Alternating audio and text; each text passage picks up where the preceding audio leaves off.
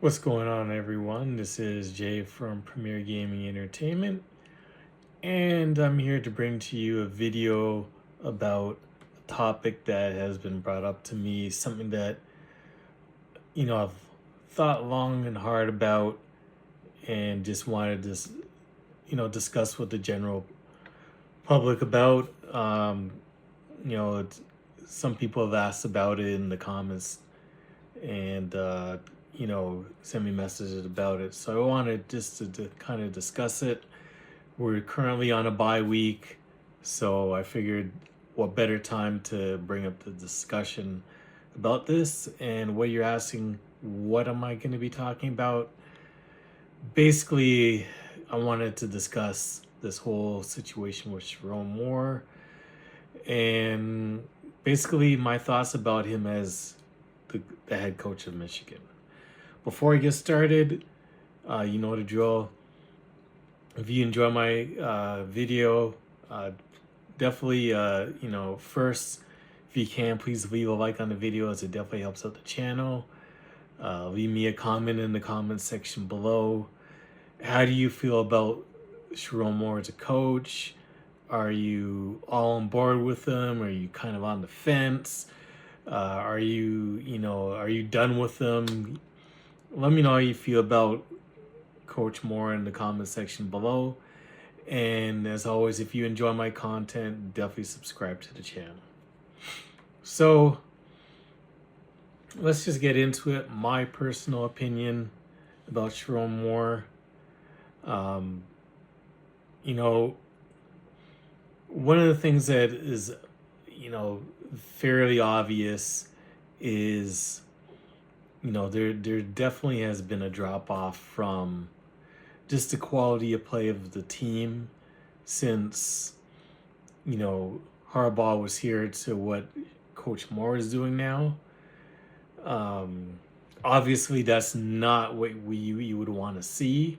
And I'm not going to say that it was expected because, you'd always want to, once you get used to a certain amount of excellence and a certain amount of, just a routine of what to expect from a team, you obviously do not want to see any type of drop off. But, I mean, let's face it, at the end of the day, Coach Moore is basically learning how to be a head coach on the job. Typically, you know, to be a head coach, you have to kind of, build up. There's building blocks to becoming, especially a coach at a big time university like Michigan.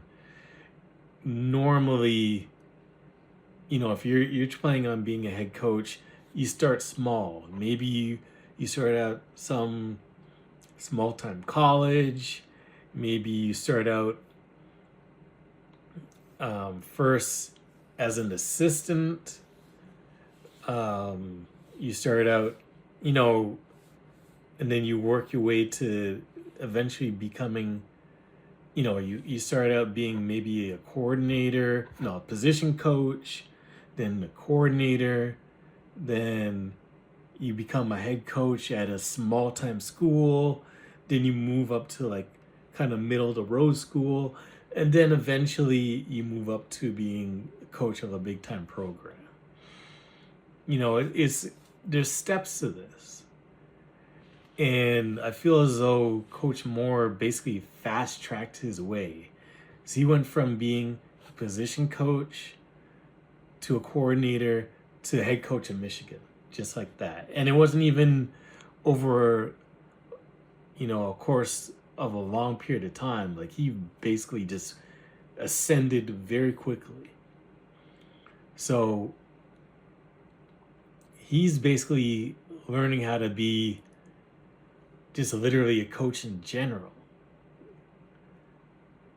And now he's been thrust into the spotlight of being the full head football coach of Michigan. And I know people had their expectations about how things were going to be and base it off of, the time that he did coach in the games that Harbaugh was suspended and how well the team, played regardless of that. And of course, there's that aspect of in-game coaching, which is very key. But, the stuff behind the scenes is also just as important. The preparation, the game planning, all of that is very important. And, it's one thing, like I said, to get the team on the day of, make the decisions during the game, and, build it, have an impression upon everybody of how you are going to be as a head coach based on that. But when you actually have to run a program from start to finish and you're the man, and every decision that you make has bearing on how the program is going to run overall, that is a whole different ball game. And obviously we can see the differences between how Harbaugh ran his team and how Coach Moore is running his team. I know Coach Moore is doing the best that he can, but obviously he's doing things different than Harbaugh. And Harbaugh's had so much more time and experience to, get things right. And things weren't always, all peachy with how Harbaugh did things either. But all in all, Harbaugh's had so many years of experience, whether it be coaching the low ranks from San Diego to Stanford, to coaching in the NFL, coming back to Michigan. Like, he's had all that experience and learned on the job of what to do, what not to do. So all that is why Michigan got to where they were. So, Coach Moore coming in, I feel as though he got, and I'm not trying to make a whole lot of excuses for him, but I feel as though he had a raw deal. So, obviously you don't want to be labeled as starting on third base like Ryan Day, but when Coach Moore started, not only did he start from scratch as far as the coaches, because Harbaugh took all the best coaches with him to the NFL, but he pretty much left the cupboard bare as far as recruiting too. And I think that's what a lot of people are overlooking when they're judging Coach Moore right now. Because let's face it, the last few years that Harbaugh was, coaching, our recruiting classes were, very, very pedestrian. Especially with all the on-field success that we had, we were like we weren't getting any top 10 classes. We were getting mid-teens classes because Harbaugh kept flirting with the NFL. And because of that, now when you look at it, the team that he inherited, once all those guys that Harbaugh had from the higher classes, went to the NFL, that's what you're seeing now, plus the first year of what he's recruited in. So that's why you're seeing a huge drop-off in talent. And a lot of people are not talking about that. That's where I feel that he's got a raw deal, because he hasn't been able to, really work with the guys that are his guys yet, other than the freshman class that came in. And the remaining guys that he does have, you're looking at mid-tier as far as the recruiting classes go. So his cupboard is pretty bare. That's why you see these issues with the line, the issues with no wide receivers, interior line, all these things are issues because Harbaugh didn't in his last years, he didn't take care of business as far as, you know, recruiting goes. And coming into last year and even into this year, like last year, Coach Moore barely had enough time to get his own coaching staff. He was, you know, not given a lot of time in the transfer portal. So a lot of issues coming into last year and then into this year as far as that goes. That's why I feel as though Coach Moore needs more time. You know, I know with this whole thing with Signetti, how teams are expecting things to be turned around instantaneously. But I think he's more of an outlier based, you know, as opposed to being the norm with things. And I feel as though Coach Moore needs more time to get his guys in. You're looking at a top 10 class from last year, top 10 class, you know, or more for this recruiting class. So you're going to start to see how well of a coach that he's going to be, you know, going forward with these recruiting classes, getting the talent in, which is his guys. And, you know, like I said, he's learning on the job. And I feel as though we just have to be patient with him. Do I think he's the right man for the job? Obviously, that remains to be seen. But I feel as though a lot of fans are jumping the gun and judging, you know, based solely on results and not looking at the bigger picture. Like, think of it this way. Up until this point in time, we haven't had recruiting classes like we've had other than under Coach Moore. He's got Michigan recruiting at a high level. You know, pulling in, even this 2026, pulling in multiple 5-star recruits. And, you know, it's just going to get better from here. You know, I know we've been struggling with the wide receivers. And let's face it, we struggle with wide receivers because it's like, how do you pull in wide receivers or even convince them to come to Michigan when, one, we just always run the football, and two, you know, especially last season, we had no quarterback. So it's like, how do you convince somebody to come to a team that can't even throw the football? But now with Bryce Underwood here for at least the next, you know, 2.5 years, and then transitioning to Bork after that, you know, as long as we keep pulling in, you know, high-end quarterback talent, we're going to get the receivers in. We already know we're going to get the line play, we're going to get the running backs. That's a given. But if we keep lining up the quarterbacks, I think that we're going to be just fine. And, you know, like I said, Coach Moore, he's learning.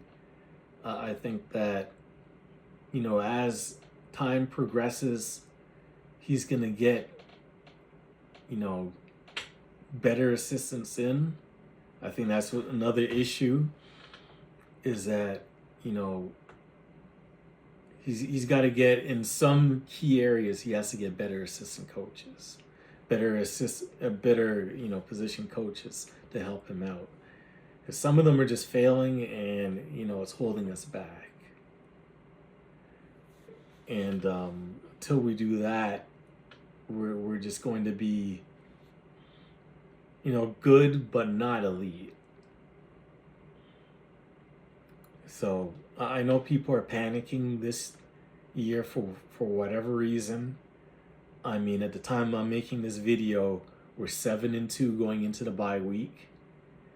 You know, it's not like we're, you know, we're 7-2. It's not like we're we're 5-4 or something like that, and just struggling to make a bowl game, and we're already out of the playoffs, and we're just playing for whatever at this point in time. This isn't how it was last season.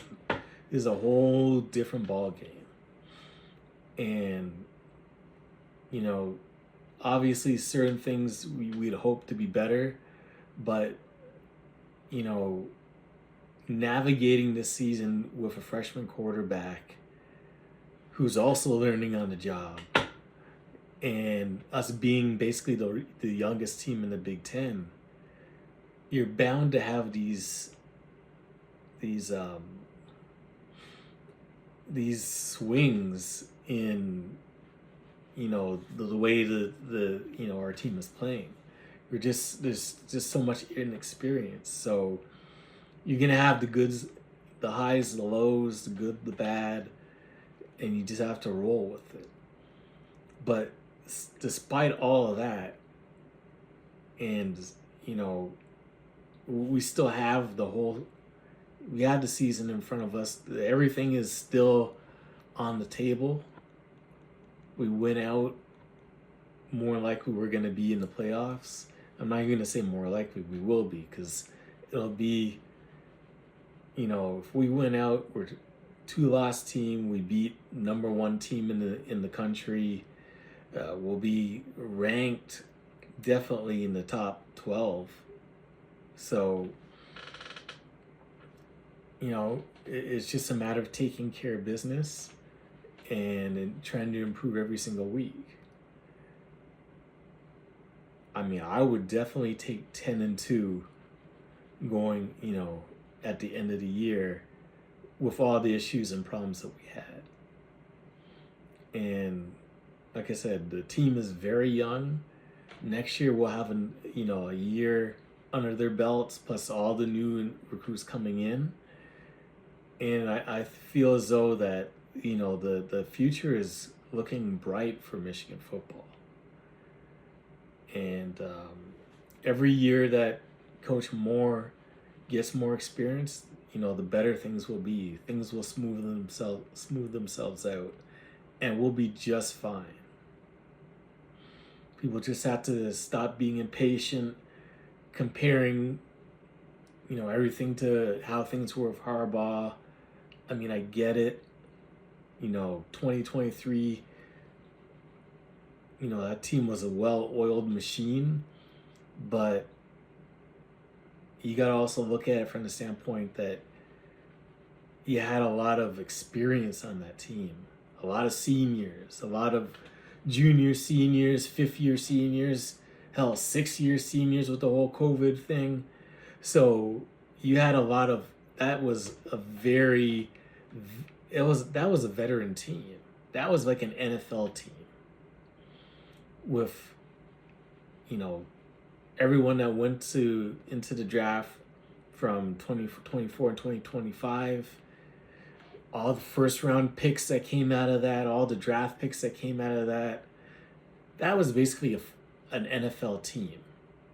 So you can see why there was so much success with that 2023 team. It was just laden with NFL quality talent.